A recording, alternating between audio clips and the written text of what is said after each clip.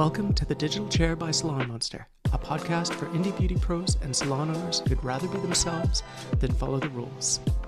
I'm your host, Stephen, and this week we'll be talking with Michelle about creating comfort, confidence, and community behind the chair.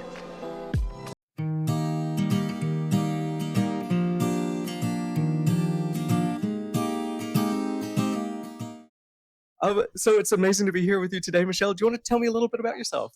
Yeah, I am born and raised in Victoria and pretty much always wanted to be a hairstylist. I had a weird blip when I graduated that I wanted to be a chef. I think I was just really hungry. Uh, but I ultimately ended up in like hair school and I have never looked back. Terrific. And so you did hair school here in Victoria? I did. Yeah. Which one Yeah. did you go to? I went to Martier. Yep. I don't know if you know it or not. Not much myself. I came up more through the technical side of things. So Okay, yeah. I'm the technical side of SalonMonster, whereas Liam's an independent stylist himself. Christine ran salons, and myself, I am more like the software side. I'm industry adjacent, I say. Okay. I've been nice. hanging out in salons since 1999. You absorbed it by osmosis. Exactly. Yeah. So what was it like going to hair school for you? It was okay. It wasn't the greatest hair school, and I myself wasn't a great student at the time. And so I am actually surprised that I finished. But the salon that I ended up at after that is kind of where I really did a lot of growing and learning, and ultimately became the stylist that I am now. That's really cool. Was there like a mentor that you had at the salon or someone in particular that? Yeah, I guess I had like a little bit of a mentor. She didn't stay very long at the salon when I was there, but she definitely took me under her wing. But it was a salon that had a lot of education. Oh, terrific. They were like with Redken, and so I got like a ton of education with Redken, and yeah, really just learned everything. It was all on like Sundays, so it was like on your days off, right? And Totally. so there was a real mindset of like people that didn't want to go because they weren't getting paid to be there, and I was more than happy to get free education. So Good on you. yeah, thanks.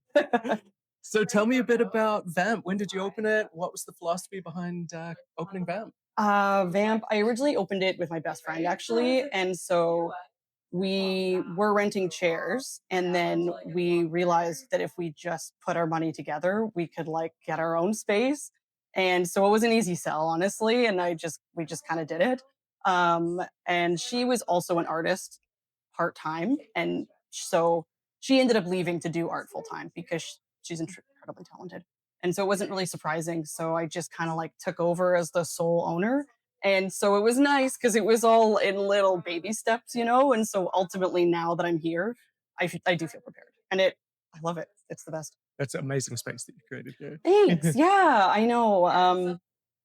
It's just been amazing. I myself am a really weird, awkward person. And so I like to think that I've made a nice space for other weird, awkward people.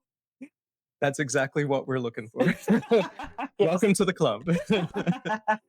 Um, and so, yeah, you've got a really great team here by the looks of it. Was there anything you were really trying to do when opening your own space that was different from where you'd worked before? Or? Only just make a space that's comfortable for everybody. And I have truly been so blessed and lucky to be given a great team. Like everyone that has come through these doors, whether like clients or stylist or whatever beauty industry professional, has been like I'm an amazing person.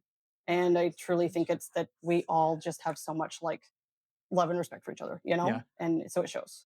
That's so cool. Yeah, because you seem to have created like a really inclusive space with, Yeah. yeah, Oh yeah. It's big, right? Because it's funny, like it's not always that easy to find a place like that. yeah. And so just having somewhere where people are able to come and say that they do feel comfortable, um, it just makes me so happy. It makes it all worth it.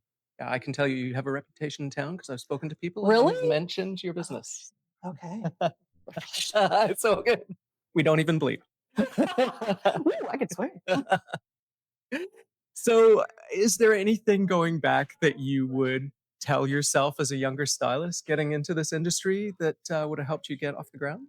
Uh,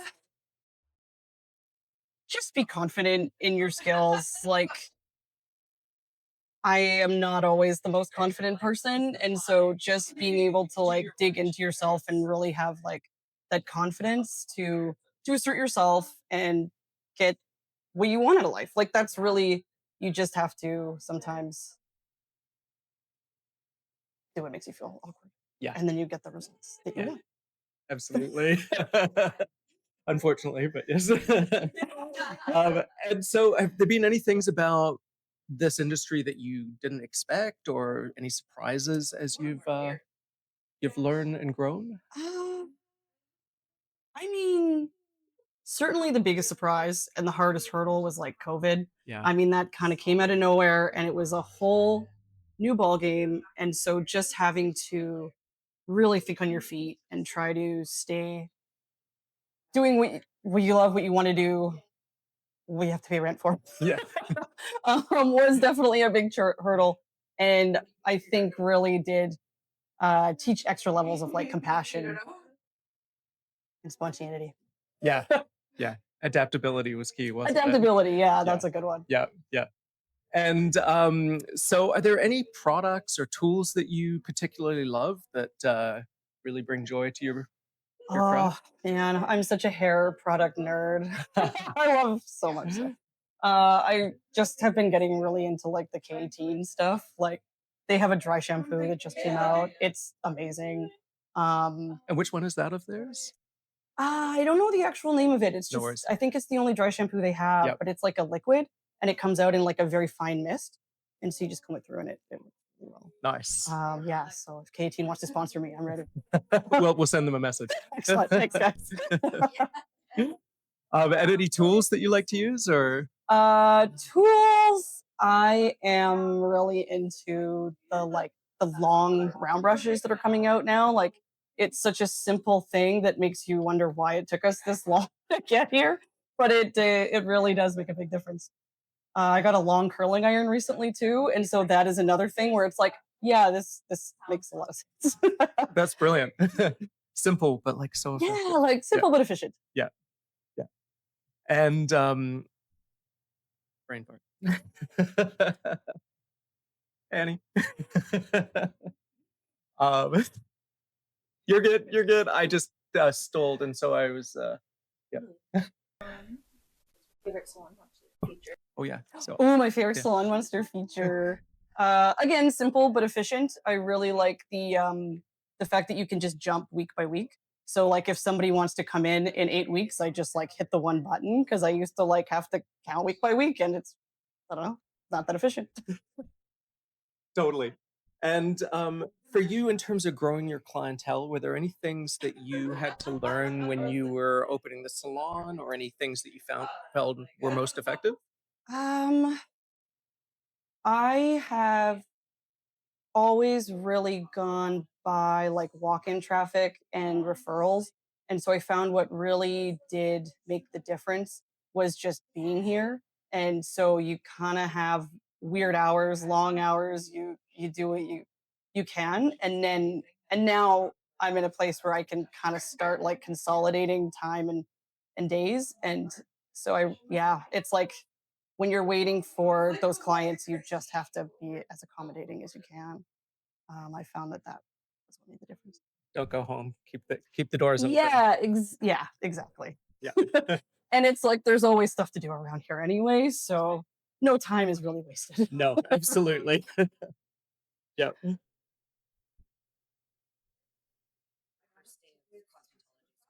Oh, the first day of cosmetology school.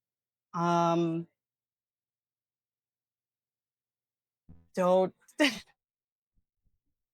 don't take anything personal. Like it I used to take everything home with me, I guess, like all of the emotions and stuff, and eventually learned that that's just not going to be conducive to a long career. So now it's like it all just stays here. Um, and yeah, not taking anything too personally. That's what I would tell myself. And do you run a chair rental or a commission salon? It's actually like a hybrid of both. So some people are rental and some people are employees. I started out in booth rental.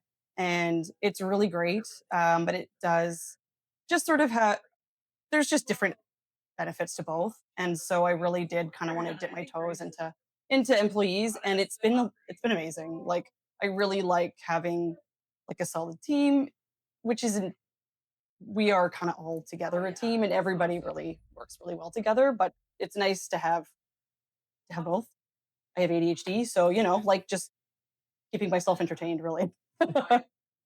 There seems to be an incredible amount of us in the salon industry who do have Yeah, ADHD, I actually. know. It's It, really it is intriguing. truly amazing. I do think it's the perfect job if you do have ADHD because you're doing a lot of different stuff. But I do have another working theory that maybe it's like the chemicals that are giving, like, is it the chicken or the egg? I don't know. Bit too much perm solution, maybe? Yeah, maybe. If someone was looking at potentially using Salon Monster, what would you say to them? Oh, definitely. Yeah, I really like it. It's really nice. It's very streamlined and really easy to use. Thanks, we appreciate it. Are there any places you go to for inspiration or? Places I go for inspiration. I am a millennial and I love magazines. I am such a magazine nerd, and so just like flipping the pages, and I really like thrifting. So thrifting old magazines is always really fun. That's cool. And just finding like different styles and putting them together. Uh, Are there any go-to magazines that you particularly like? Oh, well, Vogue, of course, is like a really good one. I actually do really like old Playboys for like the hair and clothes and makeup and stuff. I think is really fun. Um, and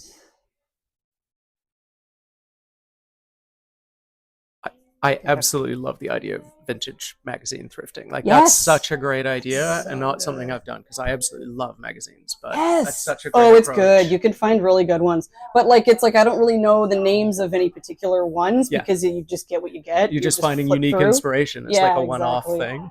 Yeah. In terms of building up a team and building a culture in your salon, are there any things that you found have been really helpful or lessons that you've learned? Oh, just clear communication, like just always being upfront. And like there is some conversations that are hard to have, but the later you have them, the worse it is. So just trying to be as upfront and clear as you can. Yeah. Every day. And are there any places that you go to for education? Do you tend to go to like product providers, or are there like sites that you like? Or Um, you know, really I love education. Like I would go to education all the time when I first started. And I will say that I think that's the one thing that has been lacking in my career because of owning a salon and all of the other stuff that comes with it. I think COVID also too, like really did a number on that, which is starting to come back. But ultimately, like the internet. Also with COVID, like I found that there's so much salon education that you can find on like Instagram and even personal stylist websites and stuff. So I've done a lot of like online classes, but I haven't done an in-person class in a while. You feel like when you became a salon owner that it switched where you were paying attention instead of so much like I guess on yourself. You were looking at other things instead. Yeah, I'd say that's probably it. Is like you just kind of stop focusing on the education part and more on the like the business side and marketing and all of that kind of thing. But I do find that now, like having employees, I am back into looking into like education for myself and for like the people who work here because it is really important. Do you feel like having the employees has helped you find inspiration to go Oh, back into that? 100%. Yeah, it definitely has inspired me and put me back on my toes because you do always have to keep learning. Um, and it's always changing. There's always new stuff. And so I am a millennial and having like younger people around, it does keep you young and cool. Do you feel like you have hit a point in your career at any time where you felt like burnt out or anything like that, like where you were getting a little tired? You know what? I feel like I actually haven't because the other thing that I have done is had kids. And so that is keeping me busy on that side. And then I've always kind of just always been changing it up every time. So I haven't really got to a burnout. It's like I started as an employee and then like chair rental to salon ownership, and every step through just kind of like keeps me going. Do you feel like your foundation that you created yourself with all of those steps that you've taken have gotten you to a place that you feel a lot more secure in where you are as a hairdresser because you were able to take those steps to get to where you are? 100%. Yeah, definitely. It was all kind of like really slow steps to get here, and so as the new challenges came and more stuff builds underneath you, you've learned how to deal with the lower ones. What advice would you give to people who maybe don't want to do those same steps and they're kind of looking to go either directly independent or into salon ownership without that kind of same foundation? I'd probably say to lean on the people that you know who have done similar paths, like because it really does. It takes a village. Like you're going to need people who can help you, who can give you advice. Um, it would be really hard to do it on your own. So just having like a friend to come and like clean the salon with you on a Sunday or something makes a huge difference. Um, so community, I would say. Love that. Yeah. That's a really. Sometimes we get like really. This has been brilliant. Thank you so much for Yeah, taking the time to absolutely. chat with Thanks us. so much for reaching out to me. I know It's it a was like pleasure. last minute, so uh, Yeah.